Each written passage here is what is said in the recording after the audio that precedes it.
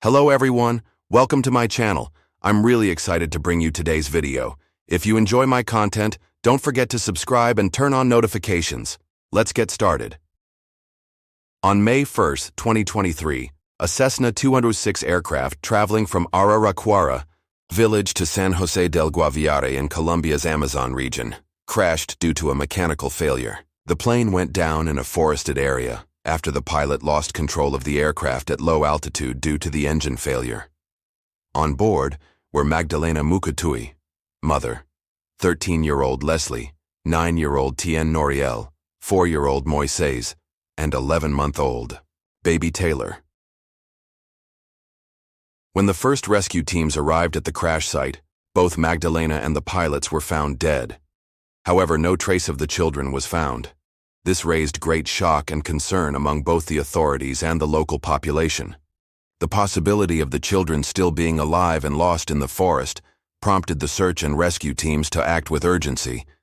Initial investigations showed that the plane wreckage was located in an area that was difficult to access, and dense forest cover and fog were complicating the search efforts. Rescue teams realized that a large area needed to be scanned, which sparked the first hopes that the children might still be alive. However, no traces of the children were found during the first days of the search. Many experts believed that, if the children had gotten lost deep in the forest, their chances of survival would be very slim. Local people joined the search efforts. Volunteering, the indigenous people did everything they could to locate the crash site and find the children in the challenging conditions of the region. However, the thick vegetation and fog hindered the team's progress. Despite food boxes being dropped from helicopters, there were still no signs of the children. After 15 days of intense search efforts, no concrete evidence was found. On May 16, 2023, 15 days after the crash, the authorities reached the wreckage again. However, at this stage, no traces of the children were found, aside from the bodies of the mother and pilots. The teams decided to expand the search, holding on to the hope that the children could still be alive somewhere in the forest. This situation led to great concern among both the government and the local population. Families tried not to lose hope regarding the possibility of the children's survival. It was believed that the children might have survived for a while in the tough conditions of the forest. The Colombian government, considering the possibility that the children might still be alive, quickly launched a large-scale search and rescue operation. The forest area where the children went missing was extremely challenging, with dense vegetation and fog making the search efforts even more difficult. The government sent 150 soldiers and a team of specially trained dogs to the region. This team, using helicopters, dropped food boxes in various areas of the forest in an attempt to locate the children. In addition to professional teams, many volunteers from the local population also joined the search. These volunteers, who knew the Amazon forest well, ventured deep into the jungle to search for the missing children. The indigenous people had a great advantage in following natural trails and signs in the forest. However, the region's weather conditions and fog significantly slowed down the search, making it difficult for both the dogs and the human teams to progress. As a result, the rescue teams frequently used helicopters to deliver food and water to the area. The participation of local people and volunteer support became a vital part of the search efforts. Each volunteer worked with great determination to keep the hope of the children's survival alive. Despite the challenging nature of the area, both volunteers and professional teams continued to face immense difficulty at every step, with fog and rainfall diminishing visibility. Still, each new day brought new hope. The food boxes dropped from helicopters played a crucial role in supporting the children's survival.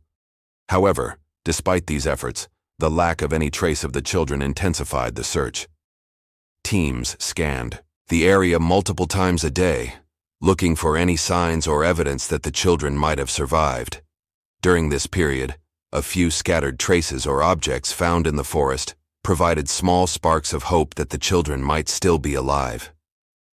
Despite the determination of the rescue teams, after 15 days of intense search efforts, no tangible evidence was found. All these efforts kept the hope for the survival of the missing children alive, but the harsh conditions of the area and the dense forest made it increasingly difficult to sustain that hope each day.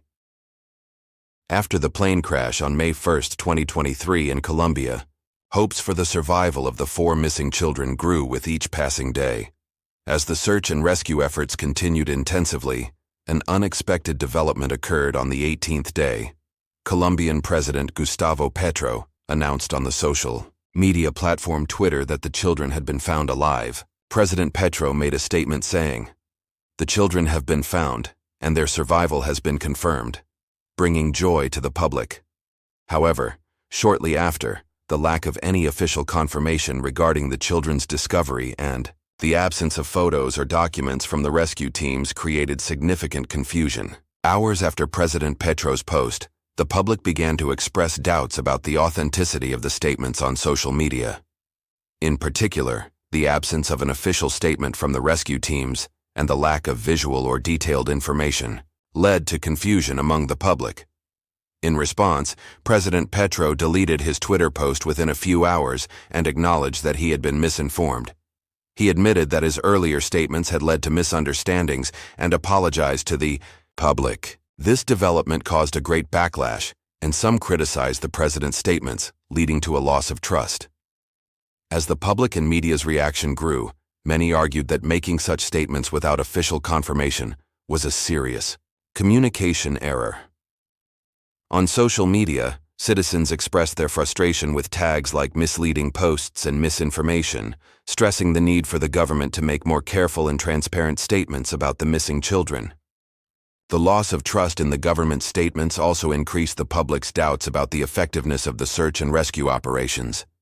This incident highlighted how the search and rescue efforts in Colombia were being followed both nationally and internationally, and especially the importance of the government's public statements. The president's miscommunication and the subsequent retraction of his posts led to confusion and uncertainty, not only among the public, but also among the authorities. The uncertainty about whether the 4 children missing since the plane crash on May 1, 2023, were alive continued to grow as the days passed. However, at the end of the 34th day, hopes that the children were alive were confirmed. The search and rescue team's efforts, which had extended deep into the forest, finally paid off. From the beginning of the search, there had been signs that the children might still be alive.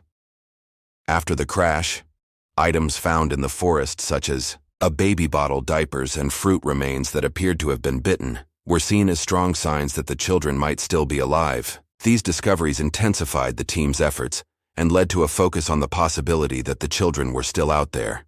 However, until that point, no tangible evidence had been found. After 40 days, teams consisting of trained dogs and forest workers finally succeeded in finding the children. The children had been hiding deep in the forest, frightened by the search teams and the dogs. Despite numerous searches, the children had been missed before due to their decision to hide. They had chosen to conceal themselves because they were scared of the dogs barking and the search team's uniforms. The discovery of the children alive brought great relief to both the people of Colombia and the world. Although the children's health condition was initially concerning, it was reported that they did not have any serious injuries or life-threatening conditions. They were transferred to a hospital where they would receive psychological support. The children's survival became a major morale booster for the rescue teams and the people of Colombia.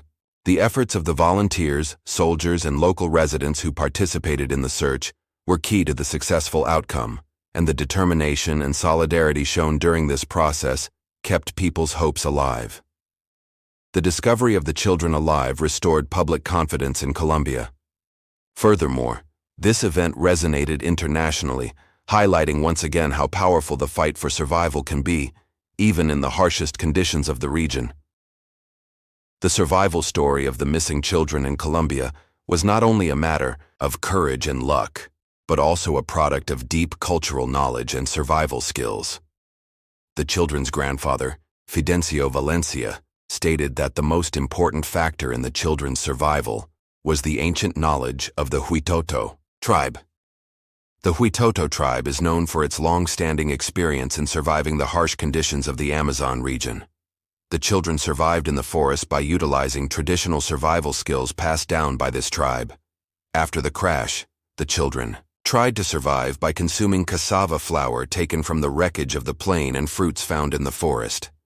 Cassava flour is a food commonly used by the Huitoto tribe, and this nutrient helped meet the children's energy needs. Additionally, being able to distinguish whether the fruits in the forest were poisonous was possible thanks to the tribe's traditional knowledge. The Huitoto tribe teaches children survival skills from an early age, including hunting, fishing, and identifying edible plants, which enabled them to survive under such challenging conditions. At the time of the crash, it was a period when fruits were abundantly available in the Amazon forest, making survival easier for the children. Bisao, abundant fruits in the forest became a crucial resource for the children to survive. The gifts of nature during this period helped them not only satisfy their hunger, but also somewhat quench their thirst. Fidencio Valencia emphasized that the knowledge and skills of the Huitoto tribe played a significant role in the children's survival, and he also recalled their deep connection with nature and the teachings of their community. The children had applied their tribe's cultural heritage and survival knowledge during the most difficult moments. This knowledge became a lifeline for the children to survive in the harsh conditions of the Amazon forest. In this context, it became clear that one of the most important factors in the children's survival was not just their physical strength, but also their cultural heritage and traditional knowledge. The way the Huitoto tribe passed down the skills to live in harmony with nature and survive had symbolic meaning in this event. After the dramatic plane crash in Colombia, the survival of the 4 children was shaped not only by nature, but also by painful sacrifice and courage. After the crash, their mother, Magdalena Muchutui, who only survived for 4 days, left a final message for her children. "Leave me. Survive." These words became a defining moment for the children both emotionally and in their struggle for survival. Due to her deteriorating health after the crash, Magdalena was unable to survive, but she encouraged her children to save their own lives. The discovery of their mother's body by the rescue teams, along with the children's first words, confirmed the tragic end. During the 40 days in the forest, the children survived by supporting each other. Leslie, the eldest child, took the lead in caring for her siblings, not only finding food but also trying to keep their spirits high.